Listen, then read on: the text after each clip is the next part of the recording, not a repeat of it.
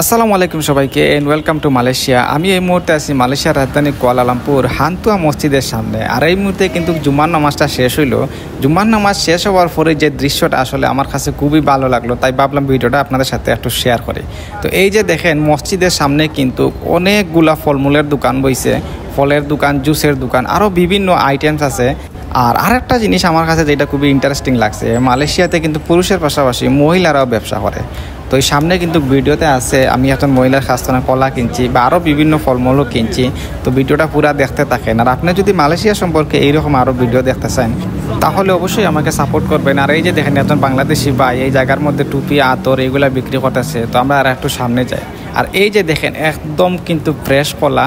আর এই জায়গার মধ্যে কিন্তু এক প্লেট হয়েছে যাই 5 রিঙ্গিত। এই যে লেখা আছে এক প্লেট 5 রিঙ্গিত।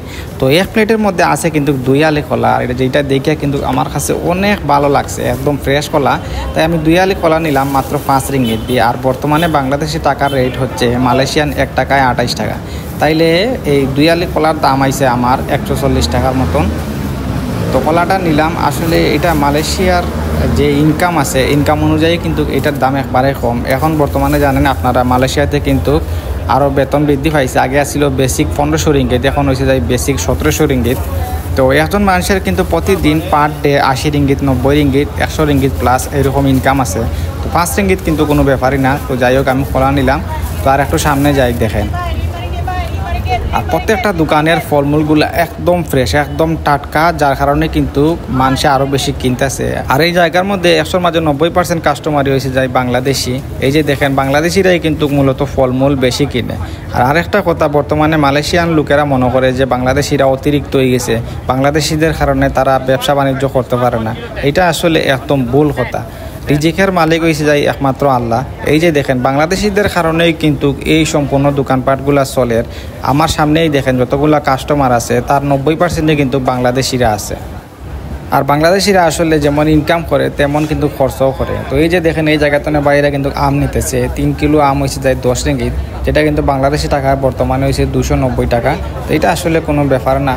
তো সামনে আর একটু দেখতে থাকেন আর এই ফলমূলের দোকানগুলো দেখেন। আর আপনার কাছে কীরকম লাগে মালয়েশিয়ার এই কালচারগুলো অবশ্যই কমেন্ট করে জানাবেন।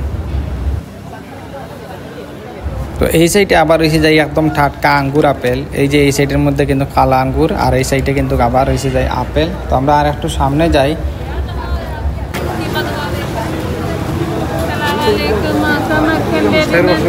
তবে কিন্তু সবাই যার যার মতো নামাজ পড়ে অনেক শৃঙ্খলাভাবে সবাই যার, এর মাঝে কোনো ঝামেলা নাই, কোনো ধাক্কি নাই। যদিও জাম তারপরেও কোনো ধাক্কি নাই। আর এই সাইডে দেখেন মালটা আছে, এই যে ড্রাগন ফল আছে, কমলা আছে, আর ওই আরেকটা ফল আছে লটকন ফলের মতো। আসলে এটা আসলে মালয়েশিয়ান ফল। ওই আমাদের দেশে যেরকম লটকন ফল এটার মতো এটা স্বাদ না। তো এই জায়গাটা দেখেন সিলাইতেছে 5 রিঙ্গিত 5 রিঙ্গিত কইয়া 3টা পেঁপে এসে যায় 5 রিঙ্গিত। তো আসলে পেঁপে আর কিনলাম না, আর একটু সামনে গেলাম ওই সাইডে। পেঁপে কোনো কেনার ইচ্ছা নাই। এই যে সবগুলাই কিন্তু কইছে যাই 5 রিঙ্গিত লেখা আছে। মালয়েশিয়াতে কিন্তু কোনো জিনিস কিনতে হইলে কোনো দাম দর করা লাগে না। প্রায় জায়গাতে কিন্তু সব জিনিসই এরকম লেখা থাকে। আপনার যদি খালি ভালো লাগে তাহলে খালি এটা উঠাই দিবেন। তো এই জায়গাতে না আমি আবার আপেল নিলাম। এই যে 1 প্লেট আপেল হয়েছে, এই জায়গার মধ্যে আছে 60টা আপেল হয়েছে যাই 5 রিঙ্গিত। আর আপেলের কালারগুলো দেখেন এত সুন্দর কালার। আমি এর আগে অনেক আপেল দেখছি কিন্তু এত সুন্দর কালার দেখছি না। আর একদম টাটকা ভাই। তো এর লাগে আপেলগুলা নিলাম, খুবই ভালো লাগলো। এই যে 5 রিঙ্গিত দিলাম, দেওয়ার পরে এই সামনে দিয়ে আবার হাঁটলাম। আর এই যে দেখেন এই জায়গার মধ্যে আর একজন মোজা বিক্রি করতেছে বাংলাদেশি। তো সবাই কিন্তু ব্যবসা বাণিজ্য করতেছে। আর এটা 2-3 ঘন্টা 4 ঘন্টা থাকবো এইরকমই। আর পরে কিন্তু আর থাকতো নাই, নামাজ শেষ মানুষ যাইব গা। তো সবাই কিন্তু আস্তে আস্তে এগুলো গুছাইল। তো আমরা এখন একটা ব্রিজের উপরে দিয়ে উঠলাম। এটা কিন্তু মানুষ শুধু রাস্তা পার হওয়ার লাগে বানাই দিছে। মালয়েশিয়াতে কিন্তু প্রায় জায়গার মধ্যেই পয়েন্টে এইরকম ব্রিজ দেওয়া আছে মানুষ রাস্তা পার হওয়ার লাগে।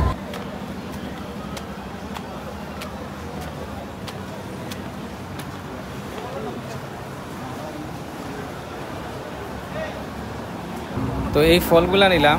তো আজকের দিনটা আসলে খুবই ভালো লাগে, জুম্মার নামাজটা পড়তে পারছি আলহামদুলিল্লাহ।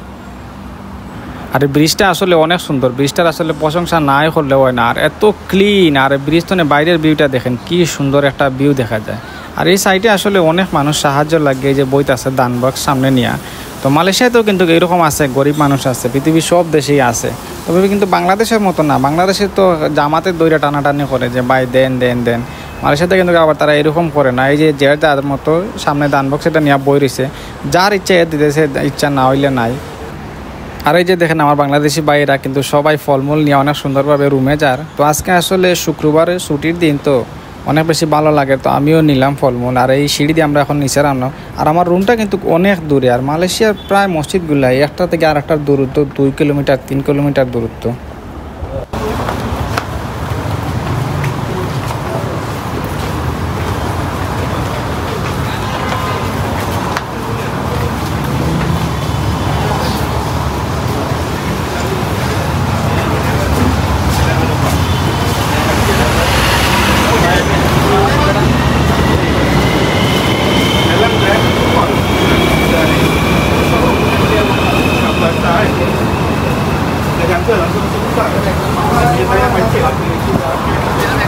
তো আজকের এই ভিডিওটা আসলে এই পর্যন্তই আসছিল। আর আপনার যদি মালয়েশিয়া সম্পর্কে কোনো কিছু জানার থাকে তাহলে অবশ্যই কমেন্ট করে জানাইবেন।